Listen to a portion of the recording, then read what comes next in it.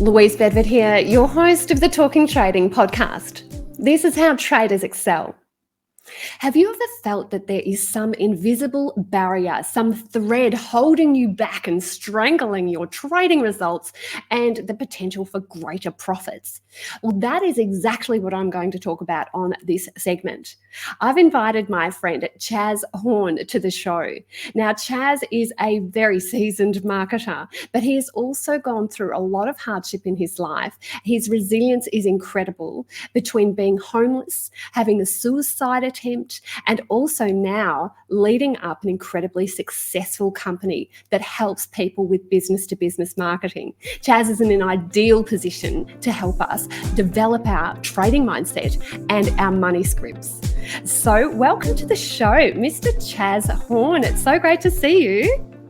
Louise, great to see you. I'm so excited about today.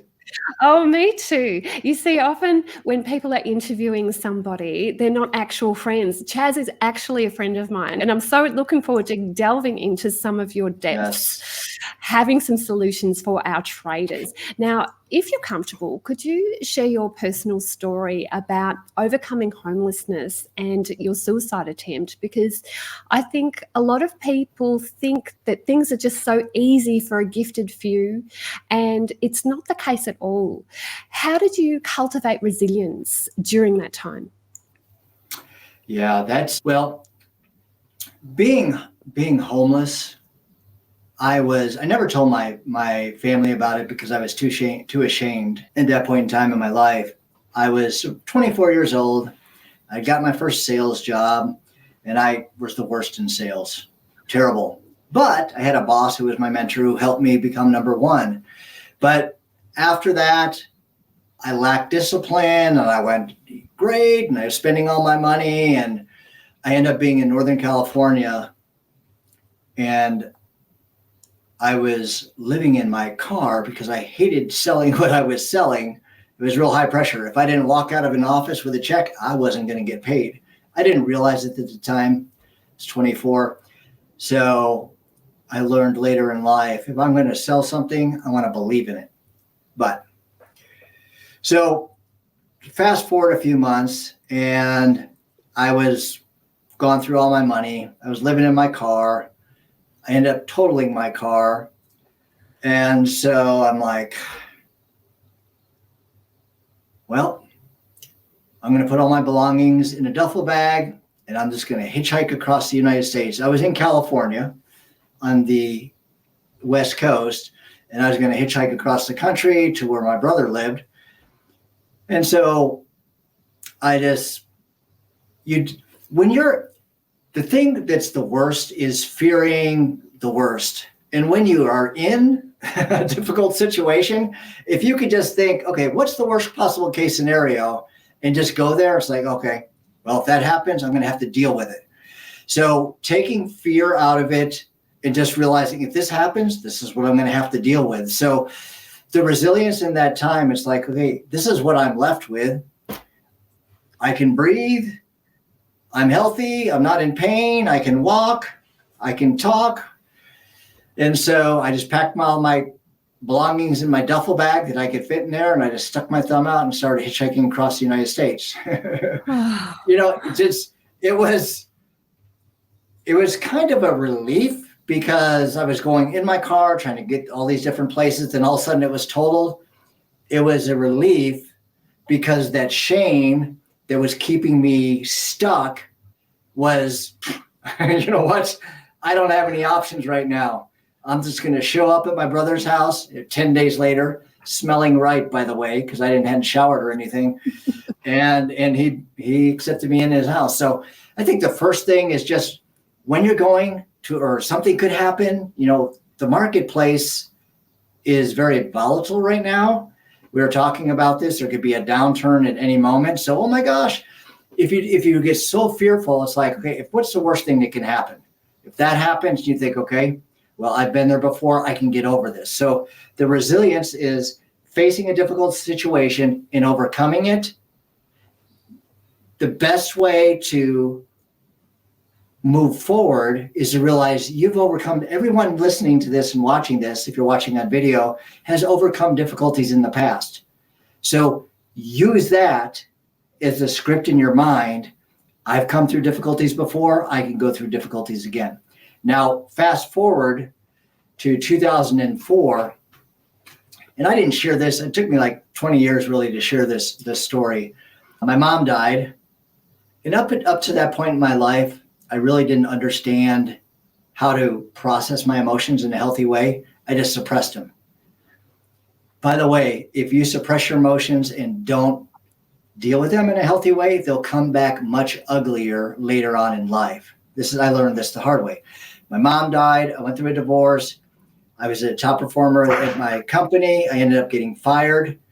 And then my dad died. It was all like in a couple-year period. And so those emotions that I suppressed all those years, I couldn't control them anymore. It was just too much for me. And so I was dealing with imposter syndrome, failure. I wasn't able to read to my kids at night. And so I got to a place where super depressed, super dark place. I was in so much pain. And I remember I had purchased a gun with hollow points. And those are the type of things that make a mess. I mean, I didn't want to survive. I didn't write a note. I wasn't trying to get attention. I just wanted to end the pain. I was actually praying that God would provide my kids with a good dad. That's how lost I was in such a dark place. So I had put the gun in my head and I was tapping on the trigger harder and harder each time. And I don't remember how many times, 3 or so. All of a sudden I heard a knock at the door. And it kept knocking and knocking and knocking and knocking. So I finally put my gun down and my brother was at the door. And he said, God told me to come over here right now. So if it wasn't for that knock in the door at 2004, I would not be here today. And it wasn't like, hey, I got through this. I'm great. It was a long journey of understanding how to process my emotions. It didn't happen overnight. But that moment helped me understand, okay, I'm here for a reason. I have my kids. I got to get healthy and I have to work through this. So I got help. I worked through things, and little by little by little, I was able to better understand how to process my emotions, how to better understand the fears, the difficulties, and so process them over time. I don't have a specific thing at that point in time but because of that time, I learned to look at my emotion and understand it, and then embrace it, and then deal with it. If it was a fearful emotion, I'm like, okay, why am I having this? Is there a reason behind this? Mm-hmm. Because our brain is really good at lying to us. You know, it really is. Telling you, it will get you off track. So the main thing there was, I went through the time of being homeless. It's like, okay, I went through that. I'm not homeless right now, close to it, but I'm going to get through this and I'm going to get through the other time. And I got really motivated about being the dad I could be. So I focused on where I wanted to go, my future self. I focused on being the best dad I could be to my kids.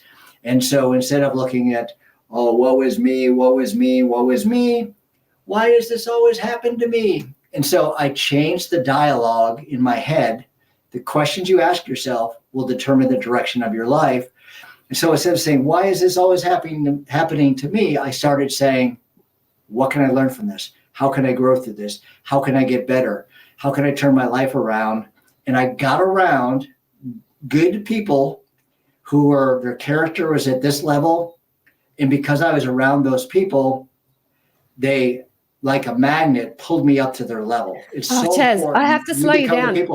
There are too many lessons in this. I've got to slow you down and tweak some of this out. Oh my Please goodness. do. So let's make this applicable for trading, okay? Because I think sometimes with traders, we can listen to that emotion of shame. You just mentioned shame a few times there, talking about how you felt like you couldn't raise your head up and that it took a lot for you to go in that car and to go to your brother.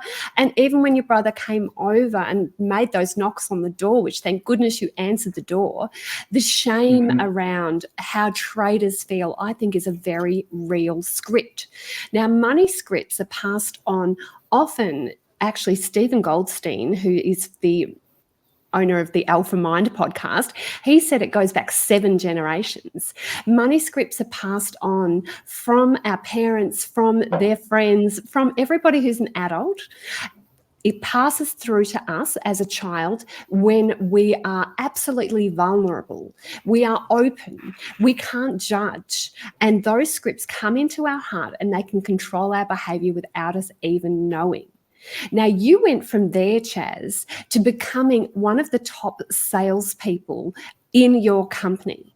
Now, I love this because it shows that you're able to scaffold your way into making that script that you had of shame transform into a script of excellence.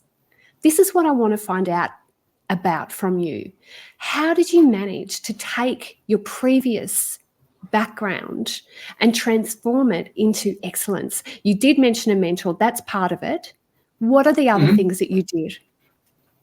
Well, my mom was an art teacher. She making like $4,500 a year. And when my dad disappeared, story for another time, when my dad disappeared, she was stuck with 3 boys, $4,500 a year. That doesn't go very far, even in 1977. So she got into real estate and she ended up starting her own company. And so I was cheap labor. Hello, Chaz Horn Realty. How can I help you? So watching my mom, she was listening to tapes and cassettes all the time. Back then, that's what you had. Zig Ziglar, How to Win Friends and Influence People. I forget the name of the guy now. So she was constantly listening to those. So I was listening to those. And when I was making a shift and a change, I filled my mind with as much positive information. I surrounded myself with, yes, people that were up here, but I also listened to people that had their sales and their businesses at a place that I wanted to go. And the final thing I'll say on this point right here, Louise, is we go to the place that we see ourselves in the future, but most times we're so stuck in the present because of those chains, that pain from the past keep us shackled. You talk about the money scripts. So all those pains from my past is keeping me shackled. And so I decided to break those shackles by starting to focus on my future self. And you can either focus on the past pains, which will keep you stuck in the present, and you'll live in mediocrity, or you can shift it and focus on how you see yourself in the future. And if you do that, then you'll act differently in the present. Does that make sense? Oh, absolutely. I think this is such a core of who you are. You've been able to create that visualization and move towards it. And one of the things I find interesting, Chaz, and I'm asking this because I'm thinking about my kids as well, is you seem to have overcome any scope for feeling embarrassed. You just say yes and then work it out later.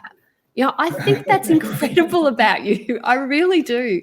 And I think traders, we need to have that within our psyche as well, that open-mindedness. We've shown through the studies that people with a fixed mindset earn less than people with a growth mindset. How did you overcome that script of embarrassment so that you could just spread your wings? Yeah, well, it was big. I have more fear than most people can even think or imagine. And so it becomes a habit and a discipline. So one of the things I did is focusing on my future self. I remember thinking, I don't want to be controlled by fear anymore. And so I made a commitment to myself. By the way, if you want to build self-confidence, keep the promises you make to yourself. If you want to destroy your self-confidence, break the promises you make to yourself. You know those things like at night, well, tomorrow I'll do this. Tomorrow, if you break that, it will destroy your self-confidence. So I made a commitment to myself that for a 6-month period, anytime I had a thought, I would have to act on it. And so I'm not talking about jumping off a cliff. I'm talking about healthy, getting out of your comfort zone to do something that will take you to the next level. So I remember I was in the grocery store, the produce section, and I saw a woman over by the tomatoes. I was by the corn. I had a thought, you should ask her out for coffee. I'm single. So everyone listening to this, If you're married, don't try this. Okay. Okay. So I went over there and walked around. My delivery was totally flawed, but I asked her, we actually ended up going for dinner and we were friends to this day. So making that commitment to constantly get out of my comfort zone, every time I had a thought or action, did I fail sometimes? Yes. But more often than not, I would follow through on that. I started up conversations and it just, you talk about having your wings. It was like, wow, this is amazing what happens when you actually act on your thoughts and follow through on your ideas. There's a whole nother world out there. Instead of living in fear, I'm like, no, I'm not going to do that anymore. In that 6 months, build that habit and discipline of facing and overcoming my fear so I can constantly get out of my comfort zone and become the person that God created me to be. Now, have I arrived? No. But that was one of the main tools I use to develop the discipline to act on my thoughts without fear, or to face my fear and overcome that. So when we're looking to rewrite our money scripts, the thing to do, I think, from what you're saying, is first of all, become aware of them. Become aware of what we're saying to ourselves, because sometimes we don't even know, and those voices can just slip through and they can control our behavior without us being aware of it. Finding somebody that you admire to model yourself on. Looking at your future self, where do you want to be? That visualization is so important. Perhaps even finding a mentor and surrounding yourself with people that are positive and that can encourage you. What have I missed out here, Chaz? No, that was big. And just having, I'm thinking about having a group, or I do this with my clients. Okay, between now and next week, what's one thing you're going to do that's out of your comfort zone? So accountability. Accountability is huge. If you don't have a group of people that push you out of your comfort zones, really hold you accountable, you're not going to grow. So that accountability, making a commitment to act out of your comfort zone, and money scripts, I think about even, my mom grow up and you think money doesn't grow on trees. Well, unless you have an orchard, right? So you just have to reframe some of those things that you hear from your past and say, because obviously if you have an orchard, there's some millionaires, 100 millionaires, billionaires that have orchards. So you just have to rewrite some of those scripts that are in your head and realize the reframing on how you think about it makes all the difference in the world. Your perspective can be a springboard that takes you into your potential, or it can be an anchor that keeps you stuck in mediocrity. If you have a mindset or a growth mindset, it's like, oh, this is a challenge. I'm going to grow through this. This is a challenge. Oh, no, this is happening to me again. You're going to stay stuck in that. And it's hard, but when you make that shift, you'll go places that you never thought or imagined. Yeah. Often I hear my voice, I call my voice the inner lunatic, where she's just crazy in there. I love that. So she is It's just so true. The sookiest, whiniest, whingiest little that you have ever met. She's somebody who I wouldn't even want to be friends with. And she's always telling me that I can't do this and I can't do that. And it's just very limiting. It limits us in so many ways. One of the things that I really like about your LinkedIn profile, because I read every single one of your LinkedIn posts, Chaz, is they're fantastic. Your videos are great. Is that you've been able to really show who you are and not limit yourself. Like those ones where you're dancing. I mean, I find my self-limiting belief says, Louise, don't dance in public and then show it to the world. That's what my self-limiting belief says. But there you are, dancing away and getting better and better as well, because I can see your skills improving. So I can see by getting out of your own way, you are actually making it a bigger arena for you to play in. It's almost like if you had have said to yourself, don't dance in public, that would have capped you in other ways. Do you think sometimes the way we approach one thing can actually be applied to the way we approach everything. Yes.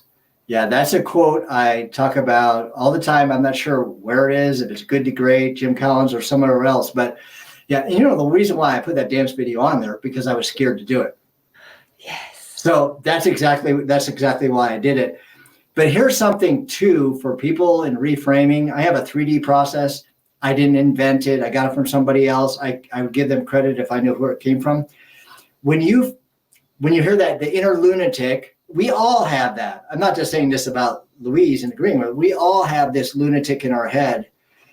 And what do we have? 60,000 thoughts, 40,000, or most of those thoughts are negative each and every day. So how do we, if we don't gain control of those, this is part of emotional intelligence. If we don't control and influence our emotions, they will control us. So I had a client and I was like, okay, so did you do your activity that you said you would? He goes, no. I'm like, why? He goes, no excuses. I'll get it next week. I go, his name is John. I go, John, I can't help you if I don't understand why. I'm not here to beat you up or demean you. He goes, well, I feel like an imposter. And so I took him through this 3D process. The first D, three-dimensional process. So you're looking at your thoughts in a three-dimensional way. The first D is, what's the story you're telling yourself? He was telling himself he's an imposter. The second D is, what are the facts without emotions? This is 90% of the battle right here. I said, John, you say you're an imposter. How many clients have you served successfully over the 10 years you've been with the company? Oh, hundreds. The founder was here. John, thousands. How many times has your boss said, I really appreciate you? Oh, a few times. John, hundreds. And so, okay, so now you have a conflict. Your brain's telling you you're an imposter, but in reality, it's lying to you, that lunatic. And in reality, you're not an imposter. Then the third D is, what if the opposite story is true? So here's the story you tell yourself. It controls your life. Here's the facts. Now, what if the opposite story is true? And he said, well, with these challenges I'm going through, it gives me an opportunity to grow. He came back. He still had those challenges. He was in a whole different place, week after week after week. And he started doing things that he never thought or imagined, just by processing those thoughts in that 3D way. And it's something I do constantly when I have a thought and fear or feel like an imposter. We all have those thoughts. It's just, how do you process those so it doesn't control you, or you can nip it in the bud quickly? Can we do this as a little case study now? If I can pretend to have a particular set of thoughts that Please. traders have, and then you can guide me through it. Yes, So yes. My traders often tell me that they have trouble with consistency. So they tend to break out big and make a heap of money, and then it all collapses back down. And to some extent, that is the way the markets are. But could we look at this together, Chaz? Because I'd Sure. really love to hear your thoughts. All right. So what would you do? What questions would you ask me? And then I'll answer as a trader. So let me ask you. So with that going on, what are you telling yourself? Think about that. As you've seen these things happen, what are you telling yourself internally? What's that internal voice saying? That What's the story you're sometimes telling when yourself? I'm winning, I'm lucky. Okay. So this goes back to being, basically, you're an imposter, right? Yeah. Because you don't believe in your skills. You think you're being lucky. So it's really not about you. You just happen to get this. But would this be true also? You're lucky for a while, but it's going to crash and things are going to come crumbling down. Would that be true? And then my true nature as a trader will be revealed. Yeah. So, it goes, imposter syndrome is at the foundation of a lot of our negative thoughts. Okay. So this is the story you're telling yourself. I'm really not that skilled. If things go well, I'm lucky, and I'm lacking. I'm not, everyone else is, but not me. Okay. So what are the facts without emotion? So here's the story you're telling yourself. That's the first dimension. What are the facts without emotion?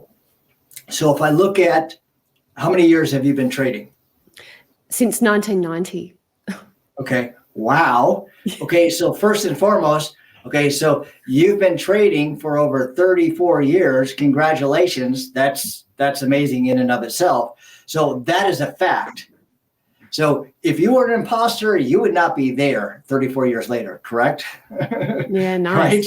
Yeah. Okay, so what are some other facts when you trade? Now, when you're trading, are you doing it on behalf of yourself, or are you doing it on behalf of clients as well?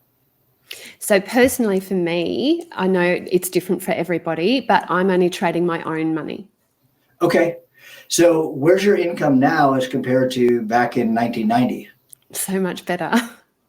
Okay, so you've been doing it for all these years, over 3 decades. You're doing so much better, and so we're down here, you're up here. Okay, so obviously you're doing something right. Now, do you see the conflict there? Yeah. Here's the facts. Here's the story you're telling yourself. Now we go to the third dimension, which is, what if the opposite story is true? And in this case, you can say, you know what? I'm actually a pretty good trader. Can I improve? Sure. But I'm going to focus on all the progress. And this is so important. If you focus on the progress, and we both have a friend, Benjamin Hardy, that talks about this a lot. If you focus on your wins and the gains, that's living in, it's living in the gains as opposed to the gap.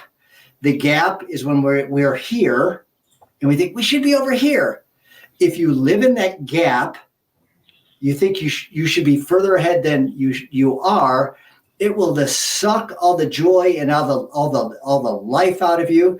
But if you look at the gains and you focus on the gains, then it will keep you motivated to keep moving forward. He wrote a whole book on it, The Gap and the Gain. So yeah, if you focus on the gains and not the gap, then you'll continue to move forward. But if you focus on the gap, that's where I was, by the way, in 2004. I was like, I lost this, I lost this, I lost this, I lost this. I was focused on all of that, and it just took me to a very, very, very dark place. So focus on the gains, not the gaps. And then you can say, okay, the opposite story is what? So what you're for saying, you to decide, not me. Go ahead. Yeah. So what you're saying is to firstly question your version of reality. See the evidence ahead of you, and then question if that reality was flipped. What would that look like? I think that's fantastic. Chaz, that's just an awesome way to stop that stranglehold that so many of our money scripts have on us. Now, I know I was using myself as an example here with a hypothetical thought, but listening to this, find out what are the things that are holding you back. Detail them, write them down in your morning journal, make them specific and articulate them so that you can actually use Chaz's methods to combat those holds over your own behavior. This is the core of what it takes to be a good trader, this introspection and being able to convert that into action. Now, Chaz, people love you. Where can people stay in touch with you? Because I know my traders are going to want to. Yeah, connect with me on LinkedIn. Just search Chaz Horn or Louise if you're going to put my link to my profile there. Just mention her name, Louise, so I know where you connected. So many people reach out to me on LinkedIn, no message. Just put Louise. And I'm like, oh, okay, great. It'll be so helpful. But reach out to me on LinkedIn and I hope to connect and we can chat there. That'd be great. And Chaz, you do help business owners, particularly those facing sales issues. What are some of the resources that you can suggest for people in that situation? Yeah, so I have my book, The B2B Blueprint to Predictable Sales. And do you want me to talk about tabs? Yes. I don't know where we are in time. Okay. Yeah, you have to give a quick nutshell. Yes. Okay, so I'll do it as quickly as possible. So one time when I was working to make that sale so I could be top in sales, my kids were like, Daddy, had to work again. And I could see that lip sticking out, the tears in her eyes. I'm like, I got to do something different. So I was just taking massive action with a tactic, cold outreach, attitude of tenacity, and doing massive behaviors. So what I did is I started using leverage. So yes, I had a tactic, and I'll just describe this with one of my clients. They were doing cold outreach. They're getting 2 meetings with 100 cold calls. We had them develop a LinkedIn poll and a newsletter so that they can have a psychographic as opposed to demographic. Demographic is just people that are in the industry, size company, geographic area, role of the person. So we moved them from demographic to psychographic. That's where people put their hands up and they're actually interested in what you have to offer. By doing the poll and having the newsletter, they would have people take the poll. They would call them and say, Louise, I'm on your LinkedIn profile right now. Who is this? It's like, you took my poll and I have a newsletter. Would it be okay to interview you to get your feedback? You mentioned this problem here. Now they were doing 6x the meetings, and they were qualified meetings, and 80% of the people were showing up. They were using a tactic. They were using a strategy. TABS is TTABS. It's the tactic you do. Technique, that's how you execute on the tactic. A is the attitude, not just tenacity or growth mindset. Those are important, but go with the intention to serve, not sell, and you will attract and not repel. B, that's the KPI, the key performance indicators that keeps you on track, because you should know, if I do this number, I should get this results, meetings and clients. And then S, that's marketing, that's strategy. You got to know your target audience. You have to know their main need and want so you can speak to it in a way that builds confidence in your prospect's mind about you and your solution solving the problem. So when you work through this and you know it, you can identify and fix the problem quickly. I guarantee it's one or more of TABS, not my hand, but TTABS. It's one or more of those all the time when you're not predictably identifying and attracting new clients into your business. Chaz, that's awesome, because I've actually applied this for my own trading. So I just want to take your technique and give it a little twist and make it applicable for traders, because I know you didn't actually mean for this in the beginning when you came up with this, but this is how I use it. So with tactics, I look to see, is the market going up or down? What is the general overall direction? And with the technique, it's what universe do I want to use to be able to take advantage of that direction. So let's just say the NASDAQ is going up. Therefore, do I want to trade direct NASDAQ shares? Do I want to index trade? How do I want to take advantage of that particular tactic? And then attitude is the next one. So I have to check myself emotionally, psychologically, to be able to be the best trader that I can be. Behaviours is how I put on the order and how I check that I have performed as a trader. So that's part of the behaviour module. And then the strategy is make sure that every 6 months I'm reviewing my results. So I know that's not exactly as you intended. No, you made it your own. I love that. Yeah, I've loved rock and roll. Way to go, Louise. That's great. So much out of listening to you. So everybody who is interested in not only improving their mindset, but also if you are in a sales role or if you are managing salespeople, Chaz is your man. Chaz, thanks so much for your time. I've loved having you on the show. Louise, thank you so much. It's been amazing. Thank you. Beautiful man. Happy trading.